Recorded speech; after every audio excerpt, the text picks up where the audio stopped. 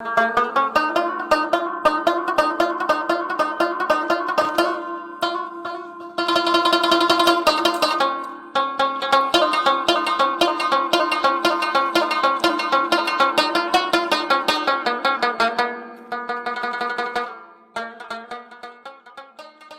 ہندوکش کے دامن میں واقع وادی کمراٹ اپنے بلند و شگاف پہاڑوں کی ہیبت ناکی، قداور درختوں کے غرور، بہتے پانیوں کے نغمے اور آنکھوں کو ٹھنڈک دینے والے نظاروں کی وجہ سے مشہور ہے، جہاں آ کر مجھ پر جیسے کوئی راز سا افشاں ہوا کہ سکون اور خوبصورتی کی اصل تعریف کیا ہے۔ گھنے جنگلات سے ڈھکی اس وادی کا سفر ہم نے ڈیرہ اسماعیل خان سے رات 12 بجے شروع کیا، اور یوں ہم پشاور، مردان، تیمرگرہ، لوور دیر اور اپر دیر کے بالائی علاقوں سے گزرتے ہوئے شام کو تھل پہنچے۔ پھر مزید 2 گھنٹوں کا سفر کیا اور آخرکار رات 9 بجے کے قریب اپنی منزل وادی کمراٹ پر پہنچے۔ رات کے قیام کے لیے دریائے پنچگوڑا کے کنارے ہم نے خیمے کا انتخاب کیا، جہاں دریا کے محصور کن پانی کی آواز کی وجہ سے نیند کا مزہ دوبالا ہو گیا۔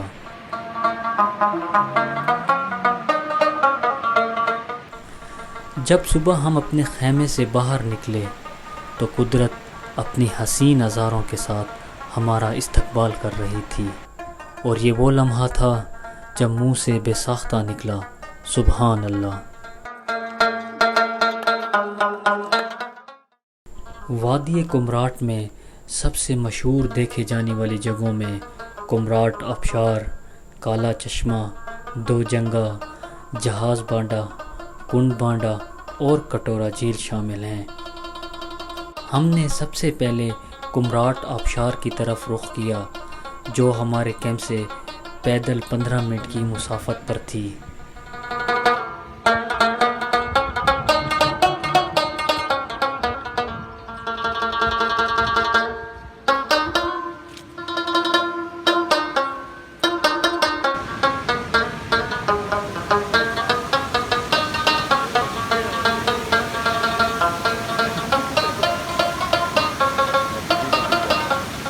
راستے میں جگہ جگہ جاری پانی اور اس کا شور، دیودار کے خوبصورت درخت اور ہر طرف سبزہ ہی سبزہ ہمیں مزید وادی کے حسن میں گرفتار کر رہا تھا۔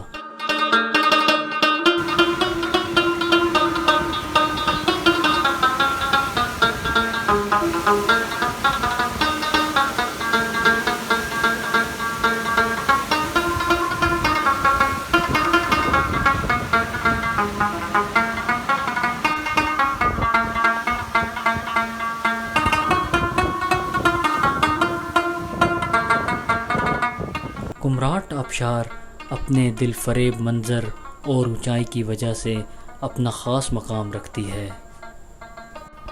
کمراٹ آبشار پر ہمیں تقریباً دن کے 12 ہو گئے اور ہم نے وہاں سے پھر دوبارہ دریائے پنچگوڑا جانے کا فیصلہ کیا، تاکہ دریا پر جا کر کیوں نہ ٹراؤٹ مچھلی کا شکار کیا جائے۔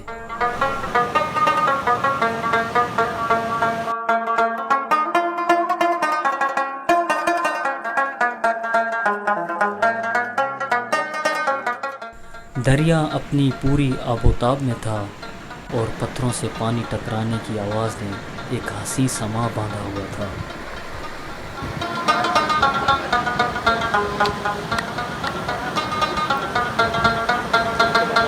یہاں پر ہم نے دوپہر کا کھانا تناول کیا اور اپنا کیمپ لگا کر کچھ دیر آرام کیا۔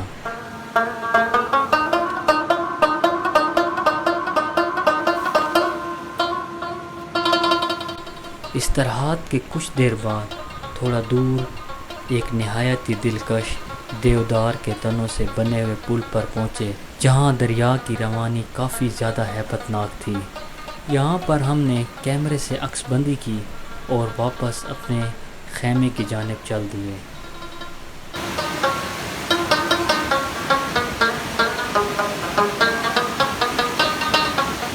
5 بجے کے قریب ہم نے واپس تھل جانے کا ارادہ کیا تاکہ تھل پہنچ کر وہاں رات کا قیام کیا جائے اور پھر صبح سویرے جہاز بانڈا کی طرف نکلا جائے۔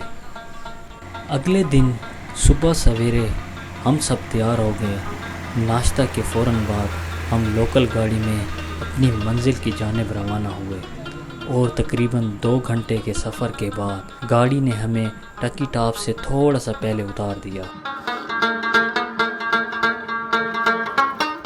اب یہاں سے ہم نے 3 گھنٹے مسلسل پیدل چل کر جہاز بانڈا جانا تھا۔ شروع کا پہلا گھنٹہ نہایت ہی دشوار تھا کیونکہ ہمیں ڈھلوان پر چڑھنا تھا اور کچھ دوستوں کی حالت غیر ہونے لگی جس کی وجہ سے انہوں نے گھوڑے پر مزید سفر طے کیا۔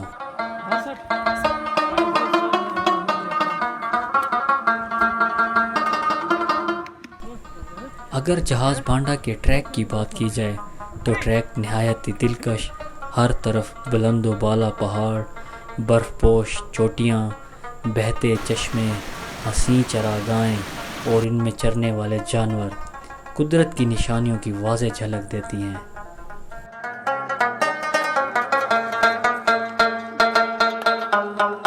جیسے ہی ہم آخری پہاڑ چڑھ کر اوپر پہنچے تو سامنے ہمارے ایک وسیع و عریض چراگاہ اور اس کے پیچھے برف سے لپٹا پہاڑ اور اس میں سے نکلتی آبشار۔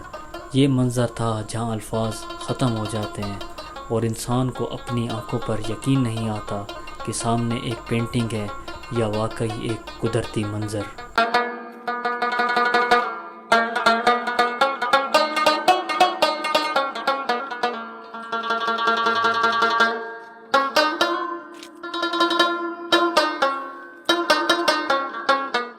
جہاز بانڈا پہنچ کر ہم نے ٹھہرنے کے لیے ایک کمرہ لیا تاکہ رات کو ستاروں کے جھرمٹ کے نظاروں کو بھی اپنی آنکھوں میں سمو سکیں۔ جہاز بانڈا پہنچ کر آپ یہاں پر 2 مقامات پر جا سکتے ہیں۔ کنڈ بانڈا جو جہاز بانڈا سے آدھا گھنٹہ کی مسافت پر ہے، جبکہ کٹورا جھیل مزید 3 گھنٹوں کی پیدل مسافت ہے۔ عصر کے قریب پہاڑوں کے دامن میں واقع سرسبز و شاداب چراگاہ پر ہم نے کرکٹ کھیلی جہاں کھیل کھیلنے کا اپنا ہی لطف تھا۔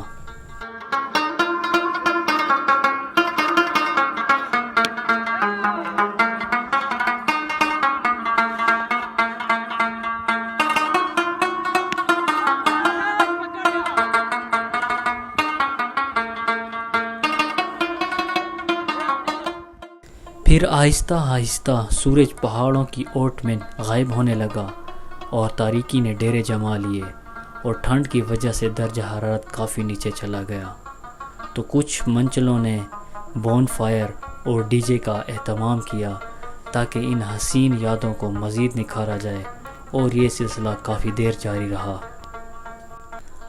اگلی صبح سویرے میں 5 بجے اٹھا تاکہ پہاڑوں پر پڑتی سورج کی روشنی کو اپنے موبائل میں محفوظ کر سکوں۔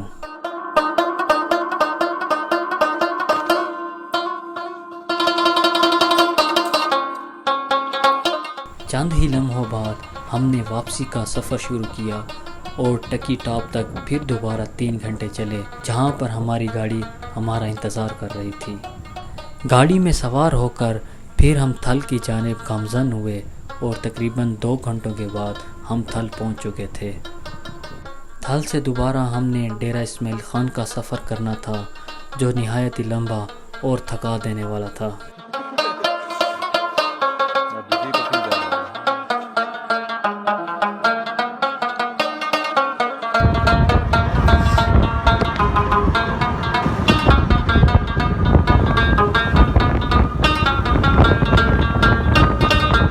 شام 6 بجے کے قریب ہم پشاور پہنچے جہاں پر ہم فوراً دوسری گاڑی میں سوار ہو کر اپنے شہر کی طرف روانہ ہوئے اور یوں ہم رات 12 بجے کے قریب ڈی خان پہنچ گئے۔